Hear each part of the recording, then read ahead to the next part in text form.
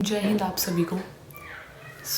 आज की जो वीडियो है ना, ये मैंने स्पेशली ना अपने कुछ फेयर्स जो होते हैं आपके अंदर, when you start this journey, when you sacrifice everything for a single exam. तो नॉर्मल सी बात है, हर किसी के मन में एक फेयर होता है कि in case if I don't clear this exam then what would happen, then where will I see in case I'm not able to clear this exam. So suppose आप भी उनमें से एक हैं जिन्होंने ही अपना जॉब, अपना सब कुछ छोड़ दिया, अच्छा खासा आपका करियर सेट, आप अर्निंग कर रहे थे and you are in your 30s, I am almost 30। So हमें ना इससे ज़्यादा टेंशन कि वेदर ही एग्ज़ाम क्लियर हो पाएगा या नहीं होगा, इससे ज़्यादा टेंशन ये होता है कि पूरा हमारा एज कंप्लीट हो चुका है, नहीं होगा देन हम दोबारा से अपना नया कहाँ से करियर स्टार्ट करेंगे। कुछ बचा ही नहीं है बिकॉज स्टार्ट करने के लिए, it's almost and. Because 20s में जो स्टार्ट करते हैं उनके पास हम कह सकते हैं कि they have enough time, but we don't have, मतलब those who are in your 30s। So what I think, पहले ना मुझे भी ये सब चीज़ें फील होती थी बहुत ज़्यादा। मेरा आधा ज़्यादा टेंशन यही था कि इनकेस नहीं हुआ तो मैं दोबारा से स्टार्टिंग कहाँ से करूँगी, क्या होगा, दोबारा से किस फील्ड में जाना है, दोबारा से जॉब स्टार्ट करना पड़ेगा, इतना गैप आ जाएगा and all.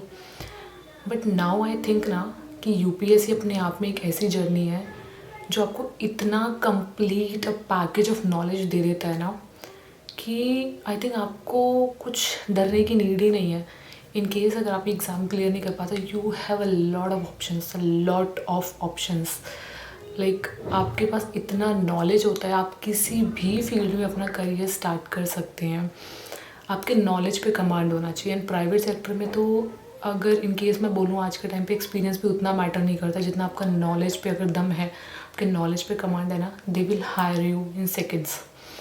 So that I think actually in my opinion कि इतना टेंशन लेने का कोई नीड नहीं है। पहले मुझे बहुत टेंशन होता था।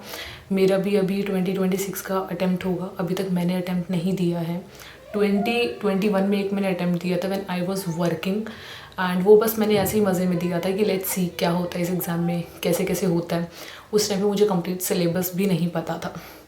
सो अभी मैं इस जर्नी में हूँ, मुझे लाइक 1 ईयर हुआ है कंप्लीट, 1 ईयर भी पूरा नहीं कहेंगे, it's like 7 to 8 months, and now will attempt next year 2026। So it's okay. अगर आपने भी अपना जॉब छोड़ा है, करियर सब कुछ छोड़ दिया है आपने अपना, और आप प्रिपेयर कर रहे हो खुद से, सब चीज़ें आप हैंडल कर रहे हो, फाइनेंसेस अपने खुद हैंडल कर रहे हो, इट्स ओके।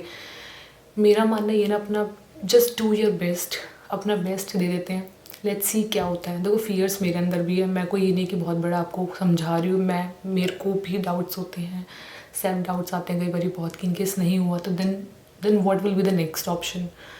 एंड ठीक है, इट्स ओके।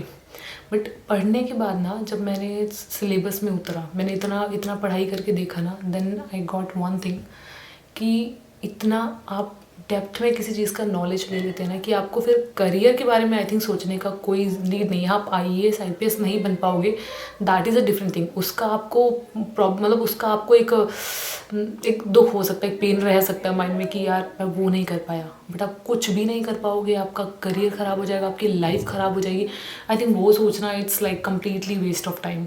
आप अगर एक्चुअल में तरीके से पढ़ रहे हैं ना, मतलब मेरा जो प्लान भी अगर मैं सोचूं क्या है, वैसे तो मैंने जॉब कर लेना अपना, मेरा प्लान भी वैसे ये है कि अगर मैंने इस फील्ड में इतना नॉलेज लिया है, इतना पढ़ाई किया, तो एटलीस्ट मैं एक सब्जेक्ट पे इतना अपना कमांड क्रिएट कर लूँ ना कि इनकेस UPSC क्लियर नहीं होता ना, तो at least I have other option to teach that one subject in a very reputed coaching centre. So आप ऐसा कुछ सोच सकते हैं। और बाकी ये तो आजकल यूट्यूब बहुत अच्छा एक प्लेटफॉर्म है जिसमें अपना नॉलेज आप शेयर कर सकते हैं, बहुत अच्छा अपना एक आइडेंटिटी क्रिएट कर सकते हैं।